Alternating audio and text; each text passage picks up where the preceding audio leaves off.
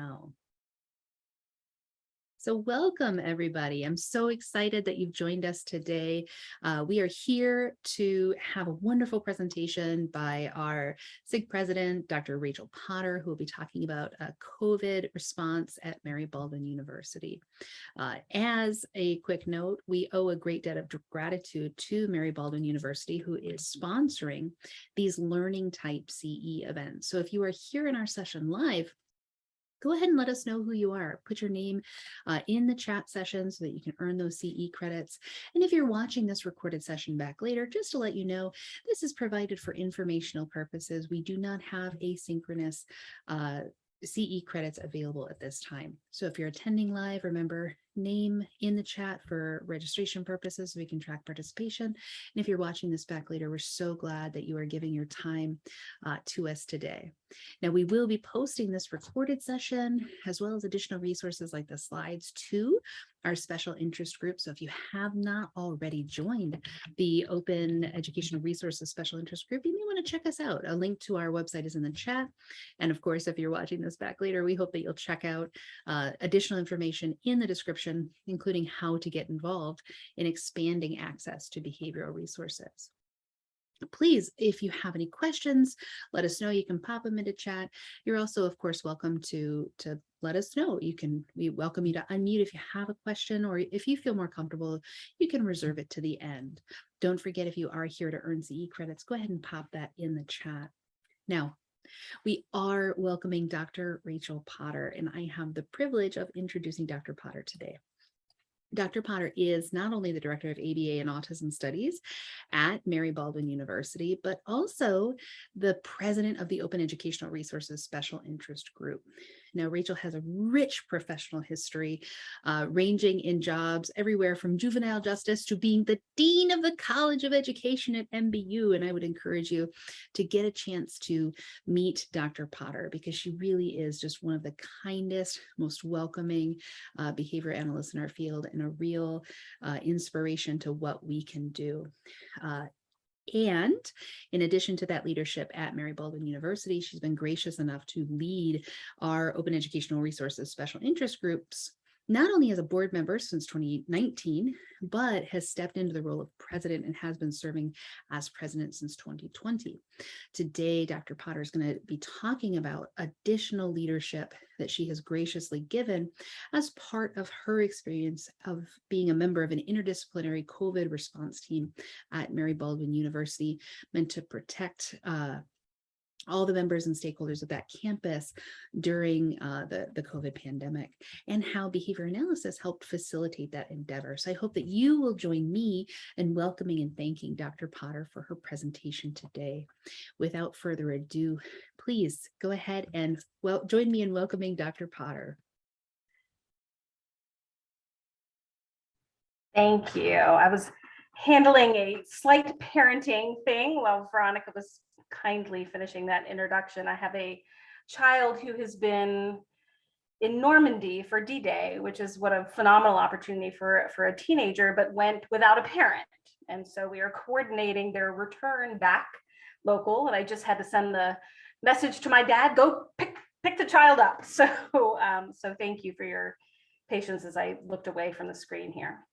So thank you, Veronica. That was more than a kind introduction, and I'm excited to share this. I know so often when we see continuing ed opportunities for our field, as one might expect, they tend to very much be slanted towards disability and autism. And I love it when I can see things that look at our discipline through a different lens. And we will not be talking about developmental disabilities or autism at all, unless any questions arise specifically related to that. But I do look forward to sharing this with you. We're small enough of a group, as Dr. Howard had said, please, if you feel comfortable, interrupt me. I have limited ability to focus my attention both on the chat and my presentation. So I may not notice that right away, but Dr. Howard has kindly offered to help monitor that for me. But I am absolutely open to interruptions. Just talk right over me and I'll hear you and stop talking. So let me go ahead and share my screen so we can get started here.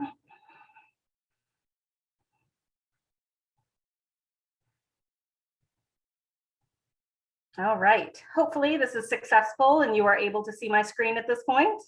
I'm looking to a visual cue to Veronica, who I can see on my screen. Awesome. Um, all right. And so this particular presentation recaps some information that was recently given at a poster presentation at Virginia ABA. Again, trying to throw out opportunities always, not only for students at our university who are in our ABA programs, but others in our field to have that, I would say, gentle reminder, but no, not gentle at all, because that's not my personality. A very much in your face reminder that our discipline is far beyond serving those who have disabilities or ASD, and really is the application of behavior science in a broader context. And those are values that are part of the mission of the ABA program at Mary Baldwin University, and having an opportunity to share that is important. You'll see right from the beginning of this title slide that this particular presentation does have a CC BY license. And so I'm going to talk a minute about what that means. But since this is being sponsored by the OER SIG, I wanted to make sure that I point that out to you. Dr. Howard already shared with you our address for our website. We are one of the few special interest groups that does not charge for membership. So if you'd like to sign up as a member, we would love to have you join us. That's how you can hear about all these great opportunities, continuing ed opportunities, an opportunity to have say in governance and elections and those sort of things. This QR code will take you there, but I would encourage you to take a look at this. If you are not already a member, please do. And then circling right back to what I had mentioned about the license here. So this particular type of Creative Commons license that I have affixed to this presentation means that you can do all these wonderful things to it. So if it is useful to you in any way, maybe you are teaching another university class and you want another metaphor that you can use that addresses how our behavioral science applies to other disciplines, you can feel free to use this, edit it, tweak it, revise it, share it, do with it as you will, as long as you're providing attribution as you do that. But dissemination is really important to us as a SIG, is really important to me as a behavior analyst, and I would certainly welcome and encourage you to do that. So as most of these things begin, what on earth is it that I hope that we will do today? I want to share with you first and foremost what our rationale, not rational, you always catch those typos, right? Once it's done, for including a behavior analyst, and talk to you a little bit about how that came to be and why I'm excited about that. And then what was really the heart of the poster session at Virginia ABA is, what on earth does this have to do with ABA? Why am I even talking about COVID under the context or umbrella of behavior science? And how does this relate at all to the task list? Why is this relevant? Why can you even earn a CE for sitting through a conversation about COVID? We'll talk a little bit using ABA terminology about some of the strategies and interventions used by the team. I'll share a little bit of outcome information with you and why it's in the format that it is, and talk a little bit about some recommendations for ongoing mitigation, what we hope to do as a team moving forward. So I'll pause just for a second in case there are any questions or burning comments before we go forward. Otherwise, if there aren't, I will provide that moment of awkward silence and then continue.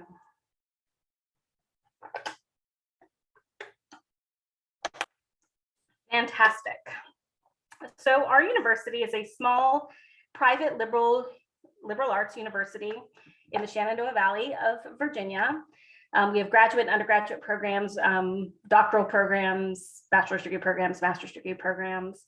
And this, by position, not by name, is what makes up our pandemic team. I think initially we were called the pandemic planning team. And then after about a year and a half, we were like, why do we still have the word planning in there? It seemed to be a little out of date and unnecessary at that point. So we've moved away from planning, just the university's pandemic team. But what I want to call your attention to, and what I'm so proud of as our university put together this team, is the diversity of roles. I could see where a university might approach this with, we only want medical oriented people on a pandemic team, or we only want to have, executive level administration on a team. And while a lot of these folks on this list do hold executive leadership roles or leadership roles that are just below that tier, it's still a pretty variant group of, we have our director of athletics who is only typed on here last because that's how I was transcribing it. But, you know, God bless our wonderful athletic director who is the first to say, I can't help with contact tracing, but I have a bullhorn. And if you're doing an event and you need somebody who's loud, who can help keep people in line, students know me. They know my face, they know my energy. I have good rapport with students on campus. How can I help? And so what I love about this group is that we have athletics represented, we have academic affairs, student engagement represented. We do, of course, have medical representation. The one MD who was on the team does not serve as a physician for Mary Baldwin, but is director of our PA program. But we do have our nurse practitioner from our health center, who one of them who is there as well, representatives from the local health department. Those are not Mary Baldwin employees at all. They come to these meetings when they can, but they can't always be there. But they are exceptionally proud of the work that we're doing. But depending on the ebb and flow of cases in our community and hospitalization rates, sometimes their attention is elsewhere. The primary leadership that has probably emerged has been our Associate Vice President of External Affairs, External Communications, as well as the first three individuals that you see in the left-hand column. So we have a Chief Health Officer at the university. We did not have that position before the pandemic. Our Commandant of Cadets, I will tell you that Mary Baldwin has the only all-female Corps of Cadets in the entire country. We're very proud of that and intend to keep it that way. I think they're on year 25 now, I think this year might be the 25th anniversary. We are a co-educational institution, but our cadet corps is all female. And then myself as a behavior analyst. And to give you two sort of sub questions that I was thinking about, I was typing this is, gosh, these first two names on here, both are highly ranked military officers who are retired from their respective military forces, a US Navy captain and a one-star general in the US Air Force. So how privileged are we, number one, to have attracted these people to Mary Baldwin, but thinking from a standpoint of pandemic management, why is this important and why were these individuals useful because of that, setting aside the fact that our Chief Health Officer happens to be a nurse practitioner. Take that out of the picture. Still, we have two individuals in a primary leadership role who have extensive experience with logistics and planning and follow through and organization. And those are certainly a skill set that is highly important in moving through the work of managing a campus. And we actually have two campuses that are about 15 minutes apart. We have the health sciences campus and then our historic campus, which serves our undergraduate programs and a couple of grad programs. And then there's this behavior analyst on there. and this is me. So why on earth is there a behavior analyst and why this one? There's an answer to that. So when I think about the question, and this is probably not the answer that they would necessarily give you if you were to ask the rest of team leadership, but we are good at data, right? We are excellent data managers. We know how to read data. We know how to present data. We know how to question that. We know how to be the, Jiminy Cricket on the shoulder poking, well, what about the data and why are you making that decision? And why are we making that decision now? And what might be the consequence of that decision?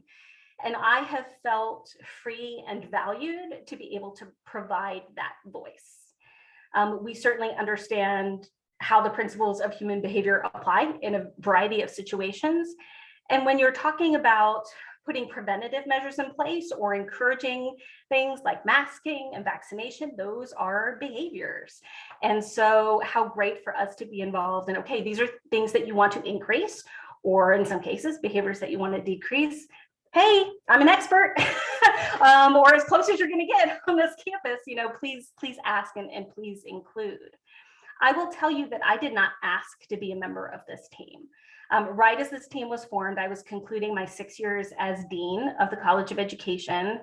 And I was asked if I would be part of this team. In part, I think I first received it as you're a sucker and we know you won't say no, and we need good, competent, reliable people. And that may be part of it. But I also think that the university where I work truly values the actual work that behavior analysts do and what we can contribute to the institution. We are not just tucked away as another academic department. And part of the reason I feel that our executive leadership values the roles of behavior analysts in institutional organization and management is one of my full-time behavior analysis colleagues was recently asked to be heavily involved in some data-related matters pertaining to an upcoming accreditation.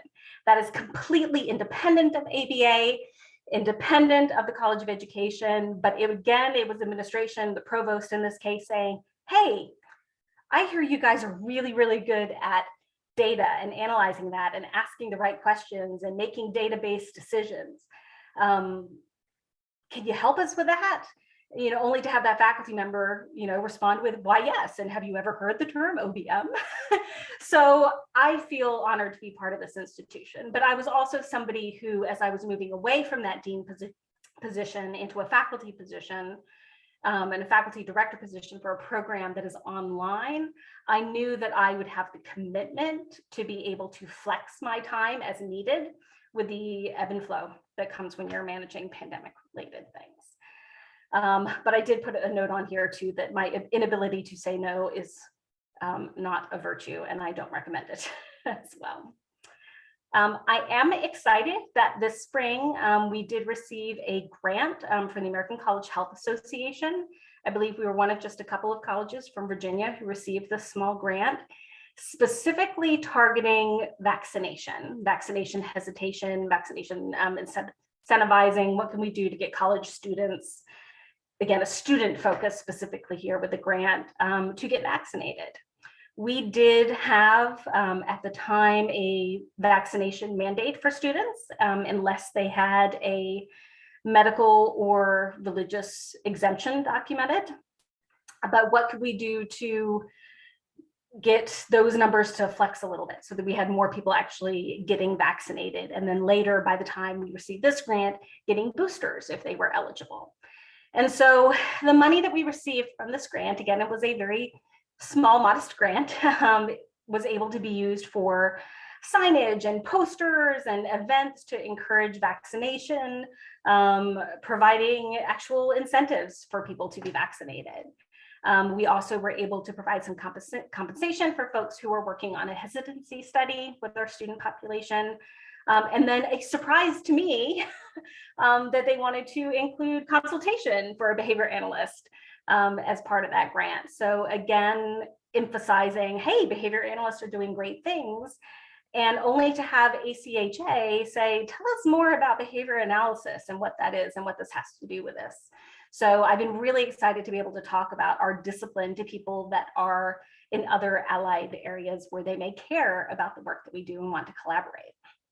So when I talk with students, and certainly the center of that poster session, what does this have to do with ABA? Why are we even eligible to get a continuing ed credit to talk about this? And it really has to do with the context. What is the context with which we are talking about this?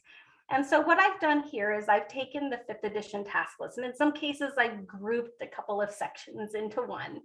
But I wanted to go through these, I think I have them grouped into maybe 5 or 6 sections, and talk about why I feel this can be used as a very applicable metaphor when providing examples for students and teaching our students what this has to do with ABA, that ABA, again, has applications beyond disability and autism. So I first grouped those sections of the task list that are related to philosophy, concepts, and principles. And here, focusing on that 7 dimensions pinnacle article that we have all of our students read, Beowulf and Risley, and those 7 dimensions. And really, if you look at the work of our team, we can check the box for each of those 7.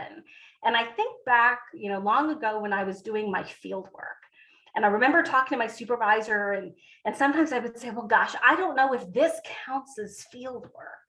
And I remember my supervisor saying every time, if you ask me that question, what we are going to do is we're going to pull up that list of 7. Let's run a checklist. And I love that the work that we have done meets all 7 of these.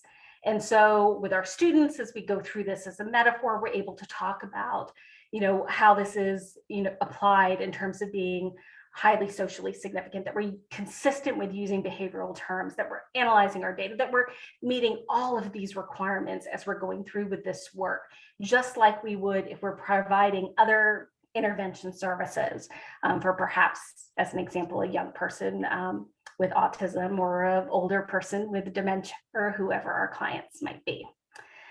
And then measurement and experimentation, grouping those together, and of course, certainly the task list is much broader than this, but providing a particular example, showing visual representation of data.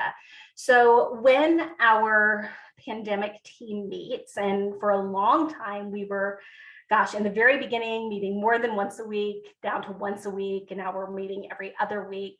And I think that'll be pretty consistent for a while. Always taking a look at our data in graph form. And that was perhaps one of the things that was a little bit different for the other members of the team who were very used to, well, show me the tables, show me the list of percentages. And I kept saying, oh, but here's the pretty graph. Let's look at the graph.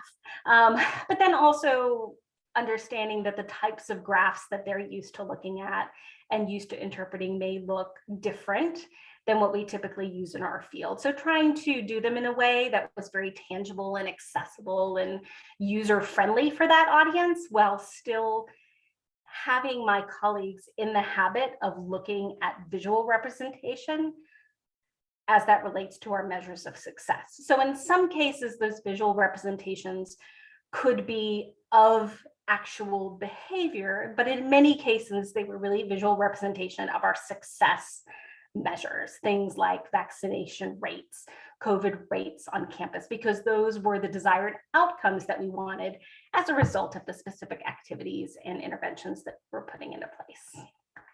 Assessment and behavior change. So certainly here, making sure we were prioritizing goals of social significance. What could be more socially significant than keeping everybody alive, right? Keeping people alive, keeping people healthy, but then also keeping them engaged, keeping them to the degree that we can engaged in the classroom, keeping employees at work, being creative in how we can address and accommodate the needs of people who can't be physically in a classroom for a short period of time or a longer period of time because of COVID-related illnesses. So a lot of teaching involved and mentorship involved as part of this in implementing some of these strategies with faculty and staff. But I'm absolutely pleased and humbled to say that our community was so receptive. Help me make this work, not that can't work because. And that's part of the reason why I love working where I do, is because we have people that very much have that kind of value system, and that aligns to mine. So selecting interventions, collaborative, that was the word that really struck out to me when I was trying to figure out how to articulate this particular summary statement here. So when we made any kind of decision, it was always collaborative as a team. That first team that you saw, those 2 columns of people, not everybody can make every meeting, but by golly, everybody who's there has a say in what it is we do, how we go about doing it. You've got your academic affairs people saying, well, here's the classroom impact. Here's what faculty are going to say. You've got your athletic director there who says, well, gosh, this is going to have an impact on my team that needs to travel to Atlanta for a volleyball conference. I don't know. I don't sport ball, so my understanding of sports terms is pretty limited. But really being able to work as a team to think those things out, having student engagement who supervises things like dining services, residence life. We, at one point in time prior to vaccination, where we were isolating students who were COVID positive, if they were residential dorm students, when we were isolating them off campus in local hotels, the volunteers that we had in our campus community, among our staff, among graduate assistants, athletic coaches and assistant coaches saying, I'll do meal deliveries, not their job, but part of a team. And so because we had this collaborative leadership group that didn't just turn around and then delegate what our decisions were made, but became part of that team. So part of the reason why we had a lot of coaches, as an example, delivering meals when we were in the height of having students who were in hotels, is because we had an athletic director saying, hey guys, this is a way we can help. I'm going to drive the van. Who can help me run meals up and downstairs? But I will be there every single day myself. So, and all members of the team did something similar to that. I just have a soft spot for athletic director because he always went above and beyond. But just that consensus building process was really important. I'll give you another example of sort of that consensus building conversation. We had a pandemic team meeting today.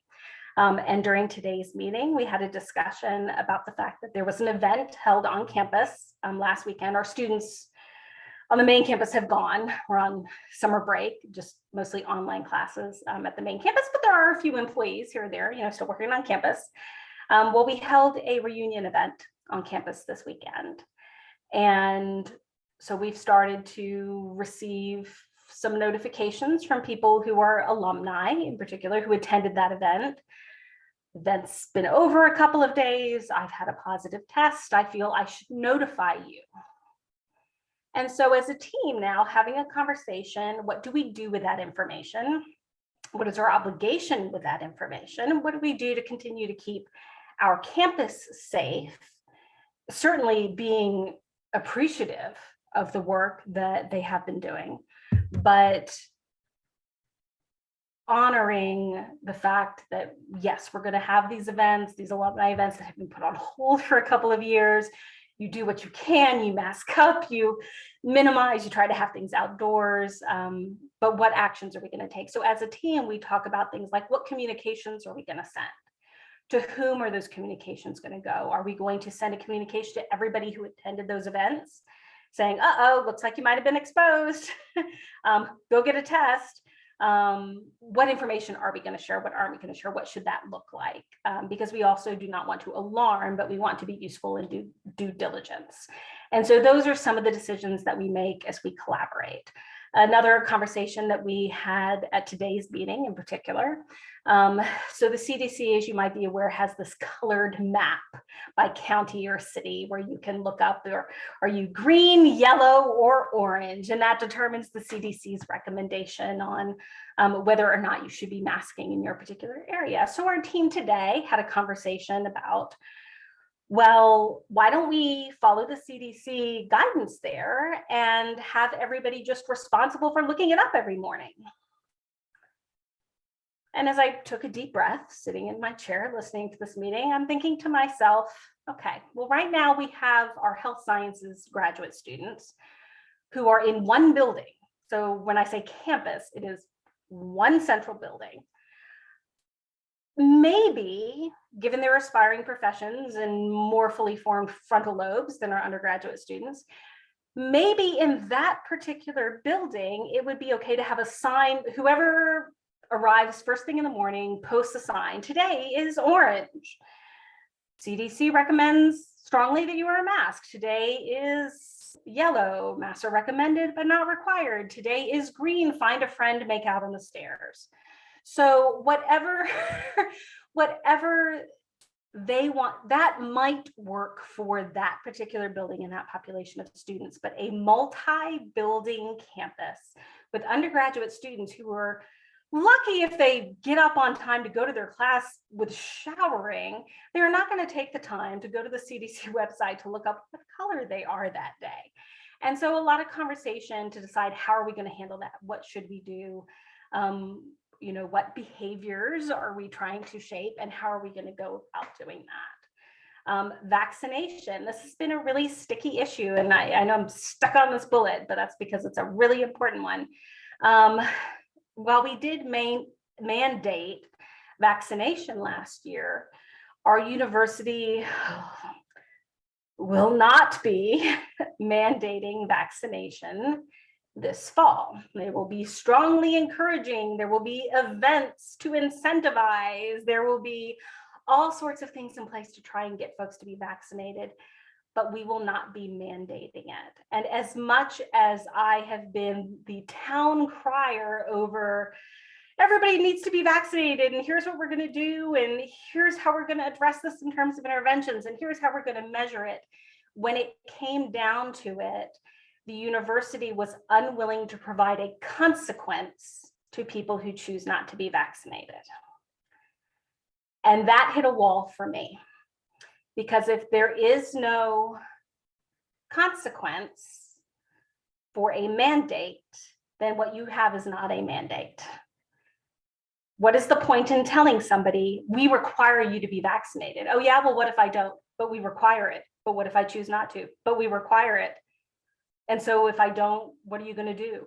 Well, nothing, but we require it. And I was not willing to be stuck in that stupid loop. And so as much as it pained me, because I would love to see everybody vaccinated who can do so medically, I took that behavior perspective and I said, if there is no consequence associated with that, we simply cannot do it. And I think people were very surprised that that was my response, but we are not. And it was a collaborative decision, and a lot of entities are pleased because it's going to relieve some level of management on their part, but we are going to continue to put interventions in place to encourage and incentivize vaccination, and really focus on it from that perspective. How can we incentivize? How can we, and I'm going to use the word reward as opposed to reinforce, how can we reward those who do get vaccinated? How can we encourage that, as opposed to how are we going to penalize those who don't? And I think that does align to what our values and ethics are anyway. Supervision and management. So looking at the task list, absolutely this had to do with the work that we do. And as the lead contact tracer for the university, I was responsible for onboarding and training new people who were going to be contact tracing. And so what a great opportunity to go through that process that we use for behavior skills training in doing that. So we have that cycle of training and modeling, providing feedback, letting people demonstrate that, which turned out to be a really, really good model for doing that. And then being able to go back and spot check. So right now we have a team, there are 3 of us on a duty schedule who handle contact tracing.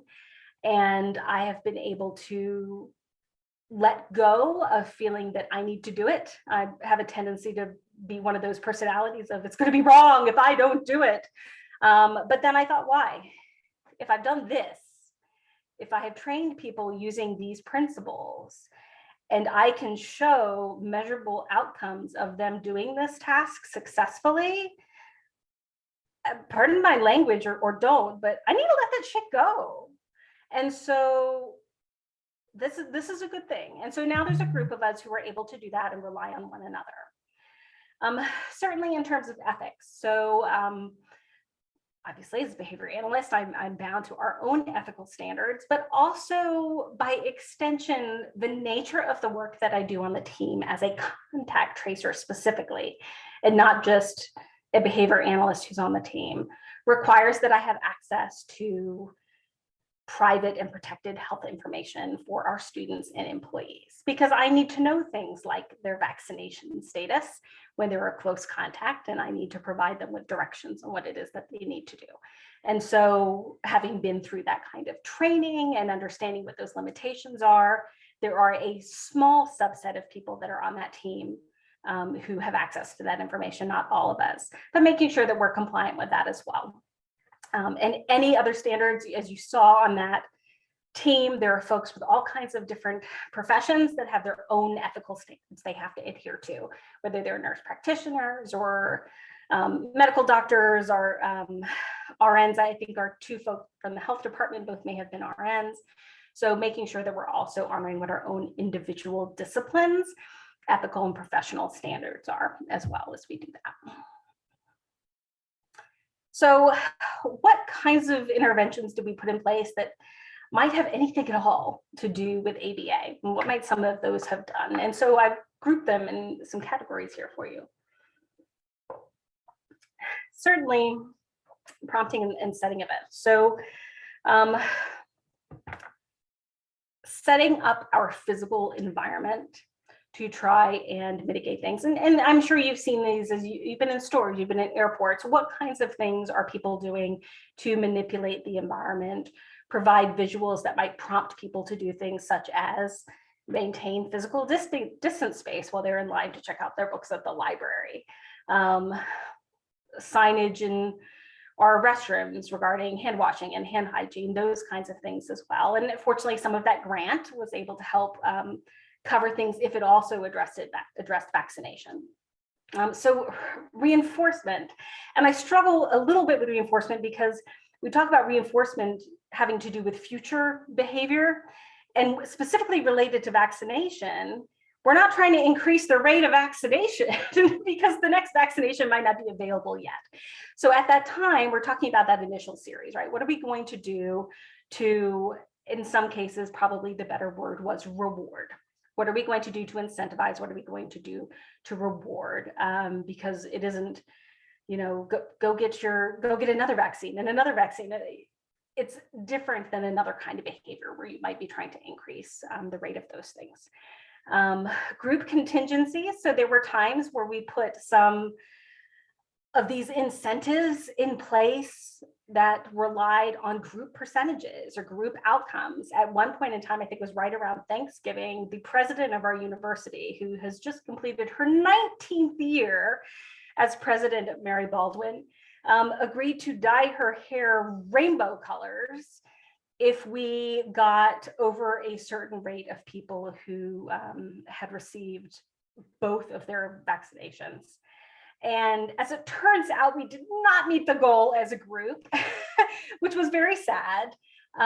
We came very, very close, but not close enough where we could have justified rounding it. But we did have a spike in folks who went to get vaccinated because she is the least likely person to ever do anything like that.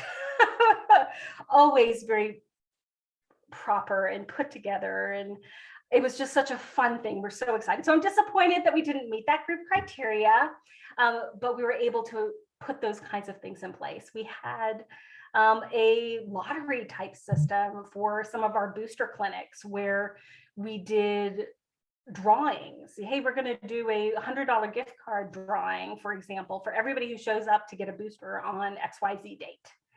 And what was great about that is it wasn't just students, it was employees. And I can tell you that our residential undergrad students are more likely to participate in things like that when they see the faculty and staff that they work with doing those things also. So you would see things like a history professor saying, you know what, guys, I'm going to end class early today, 15 minutes early, because I'm going to go get my booster shot. Does anybody want to walk up there with me and get it? And they're all like, we want to watch you get a booster shot, because what's the novelty of watching somebody stab your professor with a needle? That's pretty cool. So those kinds of things were really great for encouraging folks to be able to get vaccinated. We really tried to be creative in doing that. There were times, however, where we needed to do things that were definitely viewed as penalties or punishments from students from a behavioral terminology standpoint, where we had to do things like move away from students being able to eat in the dining hall. Sorry, guys, everybody has to go to grab and go because these particular behaviors have resulted in this outcome. We're seeing increased rates because people are not complying with masking where they need to mask or whatever has caused that. Potentially, we have to remove your access to this thing that you want. You want to sit in the dining hall and eat, or you want your club meeting to not be virtual. And so there were times where we had to do that, but tried very, very hard to make them short term and things that we can encourage students. Here's what the success outcome is. If we can move towards this, we will stop. We will resume, for example, being able to eat in the dining hall. And so everybody knew what that goal was. Why keep goals a secret? We're terrible about that in higher ed. No need to keep goals secret. So by letting people know, this is what we're aiming for, guys. And if we get here, you'll be able to do that thing again. if everybody gets here, we'll be able to let those folks in quarantine go do their laundry during certain hours, and we'll ask other students to not do that. But you all have to stop hanging out and chit-chatting in the laundry room with people who are COVID positive. So working with students on those kinds of things. So I want to share a little bit of data with you so you can see what I feel has been a very successful 2 academic years at our university. So overall, we had almost 100%, really, really close, comply with either being vaccinated or submitting their documentation for an approved exemption. That's a tremendously high number. That's just, and really that fluctuation of those tiny, tiny percentage points who didn't, sometimes that's a new employee who just got onboarded, who hasn't turned in their paperwork. I mean, that could really be anything. So we are exceptionally happy with that. If you adjust that data set to just look at individuals who were vaccinated, and you pull out the ones who submitted exemptions, we had over a 94% actual vaccination rate on our campuses, which is incredible. And really, I think is why our outcomes have been so great over the last 2 years. So we're very, very proud of that. Yep. Looks like I was going in the wrong direction here. I also want to show that to you across different subgroups, because this is very interesting to me, where you can see, where the documentation was submitted, and certainly fully submitted, except for some of those main campus undergrads. And then where the greatest discrepancy was between being actually vaccinated and submitting documentation. And one of the discrepancies that actually surprises me a lot is this tremendous discrepancy that we have among our cadet corps, which has the lowest vaccination rate of these subgroups, which does surprise me for folks who are, in many cases, getting ready to go to the military, where that choice will be taken from them, and there will be no exemption, and they will need to do that. Our health sciences students, as you might expect, is particularly high. These are students specifically who are in our physical therapy, occupational therapy, and physician assistant program. They can't do their field work if they don't do it, not just because we're a barrier, but because nobody's going to host them. No hospital, no clinical setting is going to host them if they are not compliant with that. So that's why those rates, I suspect, are as high as they were. So I wanted you to kind of see how this broke out across these subgroups. You will see in the middle of this graph, we have a subgroup that I've marked minors gifted. Mary Baldwin University is unique in that we have a program for the exceptionally gifted, where we have young women who are as young as approaching 13, just under 13, who are essentially skipping college, in some cases 8th grade. I'm sorry, not college, skipping high school, and occasionally skipping 8th grade and jumping right into college curriculum. And these are absolutely phenomenal, remarkable, intelligent young people who are coming into this program. They're housed separately. It feels very much like a boarding school for them. They have to sign in, they have to sign out, they have curfews. They don't have the same freedoms that a young adult student would have.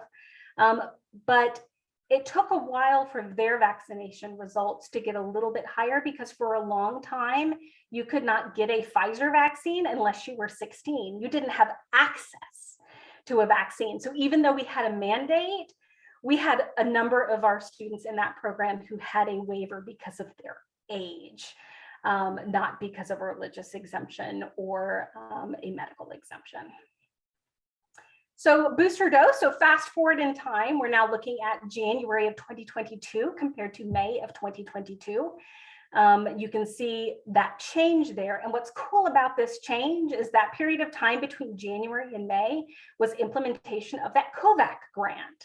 So that money that we used for really awesome things like consultation with a behavior analyst and incentives and posters and the vaccine hesitancy study, which, let me tell you, when you're talking to somebody about why they're hesitant, sometimes just that conversation causes them to go get a vaccine.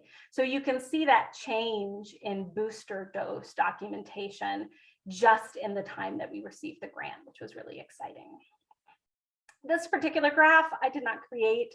I would not have formatted it this way, but I did lift it and borrow it from another team member who is particularly proud of it, so that you could see how our campus's positivity rates compare to our surrounding city and our surrounding county. So our campus, our main campus specifically, is like a little tiny donut hole within the city of Stanton. And then the city of Stanton is like a donut hole within Augusta County. And so you can see how our positivity rates were so markedly different than our surrounding community because of how high, I think this was a huge factor, how high our vaccination rates were, as well as just our students and employees doing the right thing. This graph looks a little bit more familiar maybe than what you're used to in terms of seeing impact of interventions here. And really, two of these lines are effectively cumulative records. But if you look at the darker orange line, these are our positivity rates. And you can see where we've made safety shifts, is what we called them with our students, where we moved to higher, more restrictive measures, and where we relieve some of those as well. And so just being able to see how we use those decisions to be able to choose when to make shifts. And there were times where maybe we should have made shifts and we didn't, because again, we go back to that collaborative decision-making model. And so there may have been other factors at play that impacted whether we did or did not make shifts in what interventions we had in place. So some of my recommendations as we go forward into the next year, because COVID is still going to be here, is that we continue to include behavior analysts on campus when health and safety is concerned, because I think we have a unique lens. I am not a nurse, I'm not a physician, I'm not a public health expert, but I understand data and I understand the principles of human behavior and being able to remind people of those as decisions are made. I would recommend that we continue to look at data and that we do so visually as we make those decisions, and that we are very explicit and transparent with communicating what our success criteria is to students in advance. Because I think if you tell students, well, our vaccine rates aren't high enough to do X, Y, Z, that is nowhere near as useful as, here's the number we're looking for. We're looking for X% to be fully vaccinated before we will allow indoor club meetings, or before we will allow 6 people to sit at a dining table instead of 4. By letting people know what those success measures are in advance and not intentionally or otherwise keeping them a secret and then just notifying students and the community once decisions are made is incredibly helpful. Continuing to use behavior-based training procedures and BST for the implementers who are involved, especially those contact tracers, because that falls under me. And then this last one, so important and allied to our work, but we are not mental health providers in the same sense that our counseling staff are, but we can absolutely be a voice for that. And making sure that we are assessing students for this tertiary impact, that we're making resources available, and that we are also not limiting that to students. And I'm really, really excited that our university, this particular experience with the pandemic has been, I think, a bit of a wake-up call to how health services in general are structured at Mary Baldwin, and thinking about what can we do for our faculty, especially as far as mental health resources are concerned, and being that voice. And so as a behavior analyst, I like being part of this team that can be part of this, even though some of those, I am not an implementer. I am not going to provide counseling to a student. That is not my role. That is outside of my scope. But I absolutely can help with analyzing data and encouraging folks to look at behavioral principles to guide how we go about doing that at an institutional level. So some things that we have coming up, our vaccine policy, I mentioned, has changed. We're not mandating it, but by golly, we're going to do everything we can to encourage it. Masking policy, we will evaluate that periodically based on what their rates are in our locality. Right now, today, we have a masking policy on campus, indoors, not outdoors. Testing and contact tracing. We will continue to have testing available to our students. As long as we have the appropriate supply of tests available, we will also make that available to our employees. There was a time where we were in very short supply last year and we were not able to do that for our employees. But the moment our supply picked back up, we were able to communicate that to our employees. And I think that helps communicate our value to our employees and being able to provide those resources as a convenience to them. And then again, making sure we're thinking about what is our success criteria and what is our regression criteria.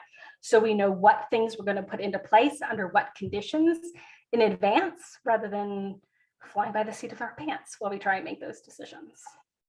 So some of the things that I have learned in going through this process is that I am so incredibly grateful to be in an institution that understands that behavior analysts are not just those folks that work with children with autism, which was really, quite honestly, the perception when we first started this program.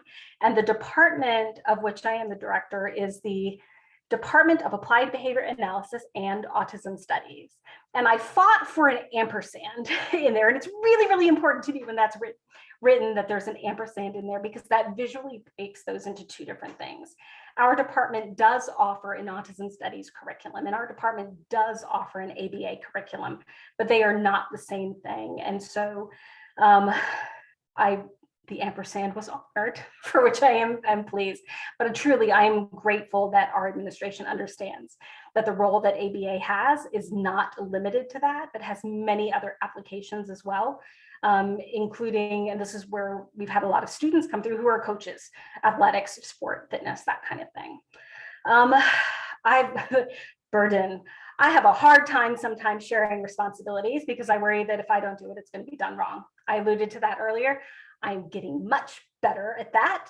And in part, that required me to reflect on what can I do in terms of behavior principles to make sure that I feel confident in the training that I have provided.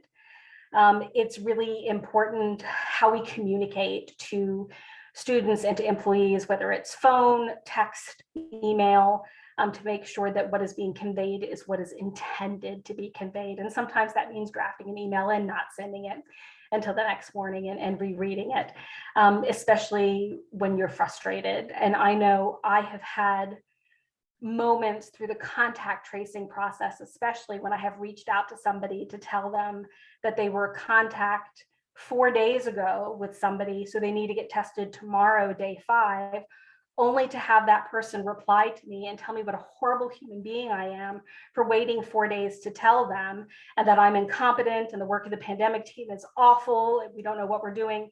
And what I want to do is say, you asshat, I only just learned you were a contact 10 minutes ago. Because when somebody's identified, they have to get tested first, and then they have to count backwards.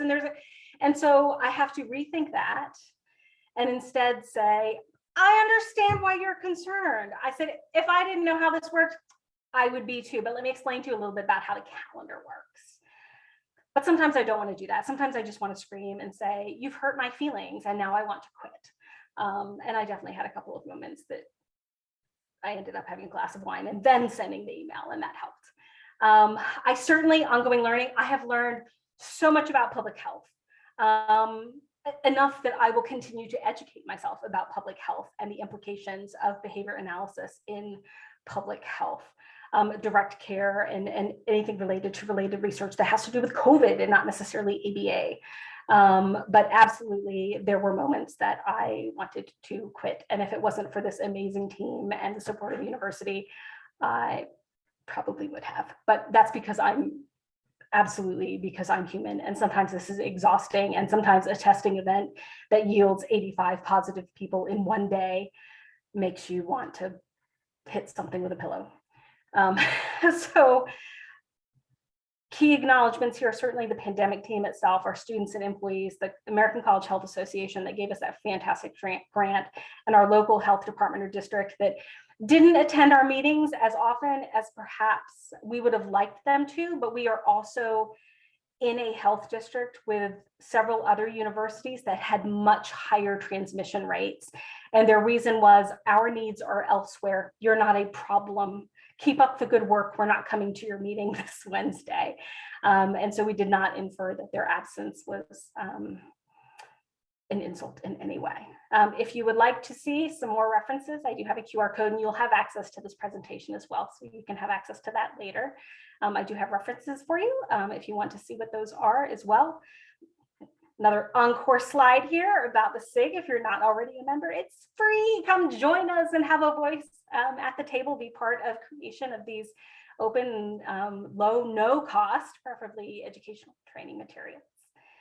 And I am happy to stop sharing my screen and entertain any questions or comments. Any moment now, my child is going to come storming through the door and will hopefully remember that I'm on a presentation. But I'm sure there's going to be much of, hey, Mom, I want to show you my pictures from France. So I've warned the child that I'm on a presentation. There we go.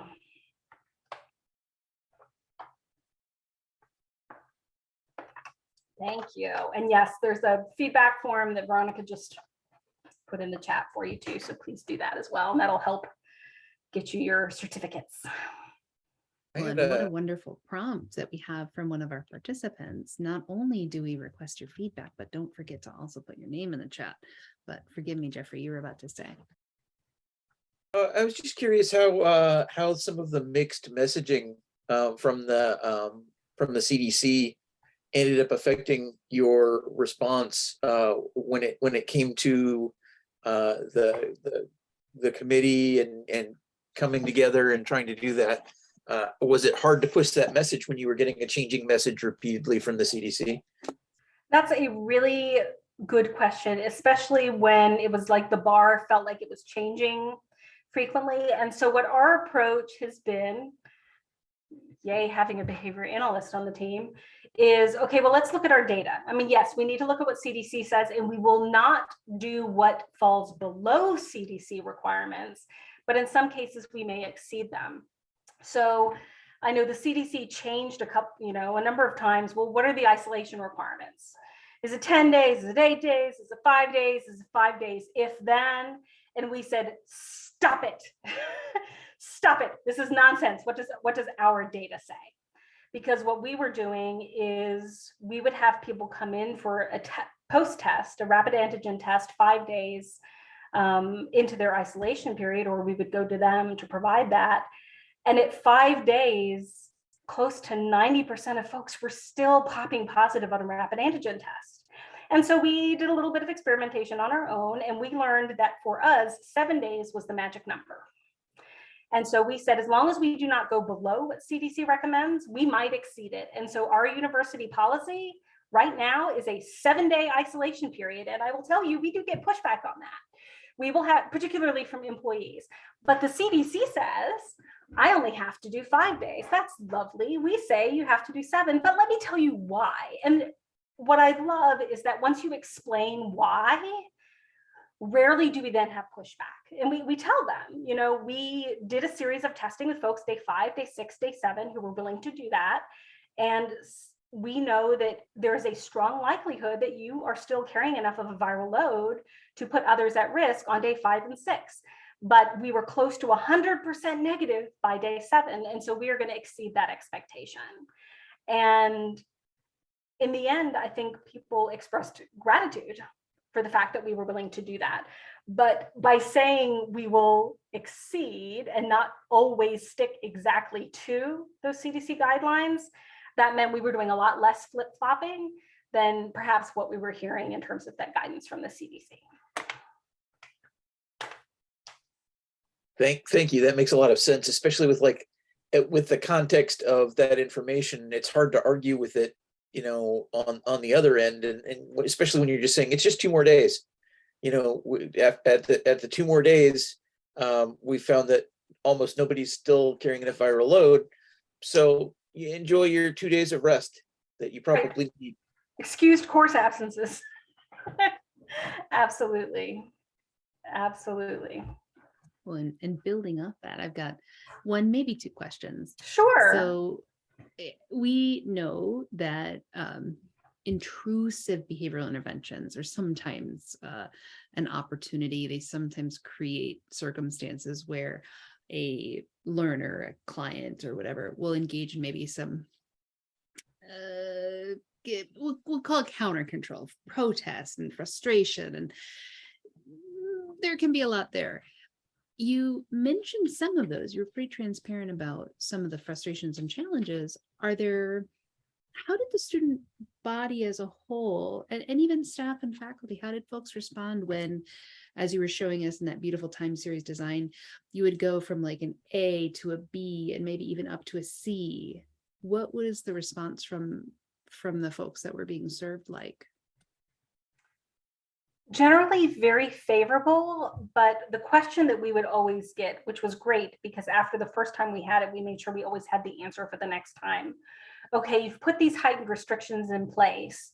At what point do those go away? And the first time we made that shift, we didn't have an answer. It would be, well, when the team decides.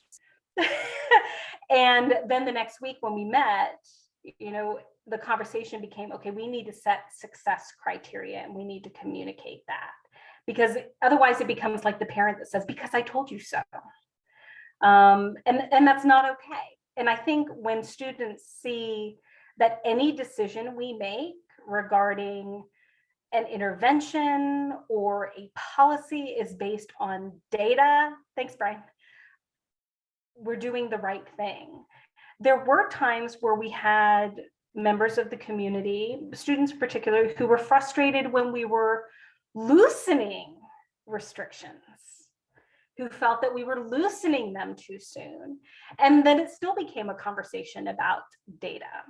Well, here's why we made that decision. And let's talk about what our local community is. And we did subgroup presentations. And so the member of our team, who's the commandant for the Corps of Cadets, was able to meet with the cadets and explain things very specifically to them. I did a presentation for our students that are in the program for the exceptionally gifted, those young minors. And made myself available also to speak with their parents. Again, these are minors, so they don't have those same freedoms, who may have had concerns as well. So targeting different subgroups, different interest groups, affinity groups was very helpful. Students were very good at telling on each other. I just saw so-and-so who I know is supposed to be in isolation in the laundry room. They were having a conversation and having a coffee with two. And of course, we can't disclose what we are doing or even confirm or deny that somebody is in isolation. But it was very interesting to me how many students were telling on one another in the interest, especially at the very beginning, that first semester when they came back. That first fall before vaccines were available. They felt so protective of their campus community that there was no hesitation to tattle on. Well, I know a group of people who went to a party up at James Madison University this weekend. I know they're bringing something back because of care for the community. Snitching for community.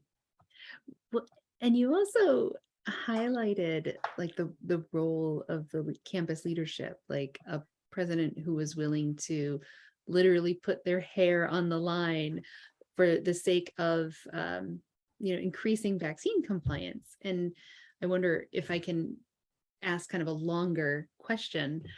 I am in an environment where our campus leadership I'm going to affectionately refer to it as maybe they're just a little slower and more conservative in how quickly they respond to in guidance, and they certainly want to protect autonomy. You also highlight the fact that there were different health departments, or the health department representation wasn't always at the meetings because of all the different campuses. I'm kind of thinking like, wow, what a great opportunity for like across campus evaluation, because we know that the environment plays a role in terms of compliance and things of that sort. So I'm curious how much you know about some of the other campuses and some factors you might even be willing to speculate would either foster or contribute to safe behavior or detract from or be a barrier to safety related behaviors as we've experienced in the pandemic. So in terms of knowledge of other campuses and what they were experiencing, there's one large public institution, James Madison, that I mentioned,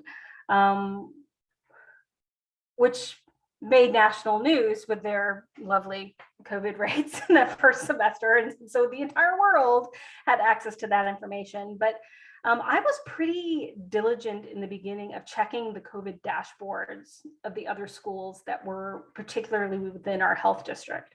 The other thing that was fantastic, and I did not begin being a participant in this until the second year when it was delegated to me because our chief health officer was no longer available at the standing meeting time.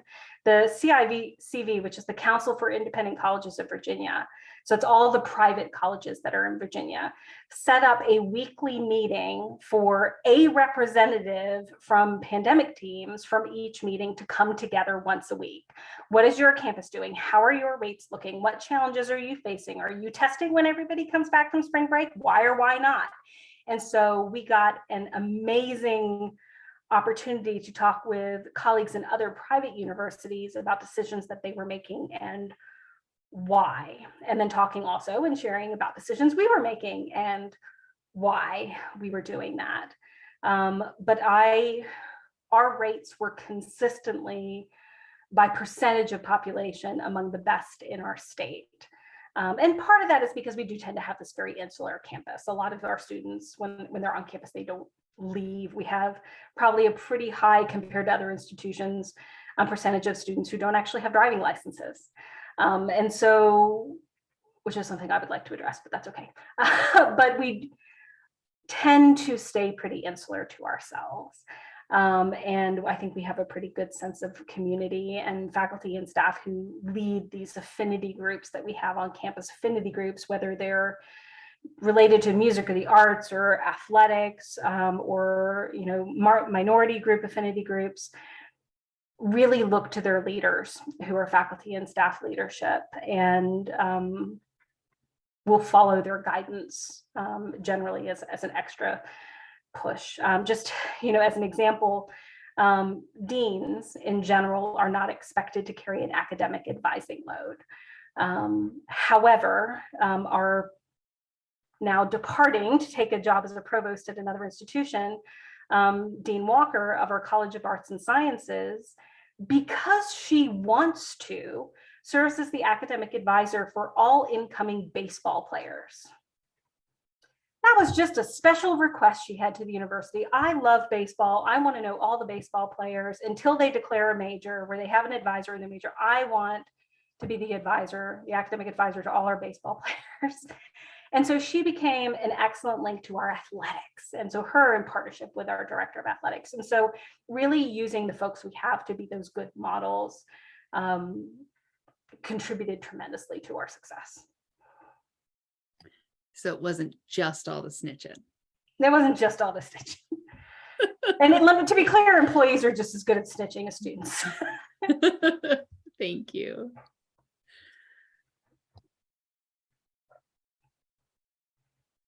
I'm very, I shared it in the chat, but I'm actually very excited to share this recording with my wife because she worked for the Alaska Health Department up here, implementing kind of the same planning on the statewide scale for stuff. And it's just really interesting to see from a public health perspective how ABA and public health can work together to have some really interesting and excellent results to protect people. And I don't know, I think it's going to be really fun for her to watch. So thank you.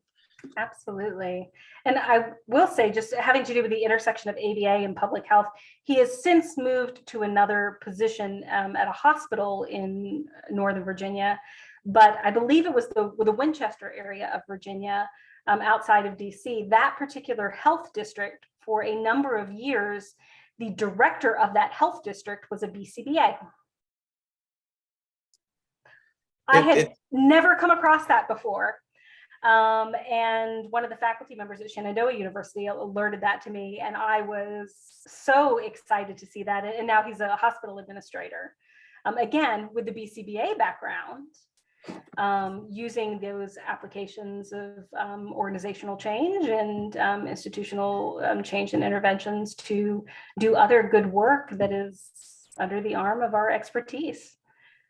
That's super cool. It's neat for me. I grew up in Virginia, in the DC area, and then I worked at a scout camp out there, in Goshen for a while, and I had all I my know friends that. went I know to, Goshen. all of my friends went to JMU. But I somehow ended up here in Alaska. And so it's just neat to see all of these places and see how they're responding and everything. It very much homesickness for a little bit. So thank you. Sure. Well, and I'd like to thank you as well, because you've been so generous with your presentation as well as with your time. We were a modest group to begin with, but I think it's a wonderful time to go ahead and stop the recording. Thank you again, Dr. Potter. It was a great presentation. Absolutely. Thank you.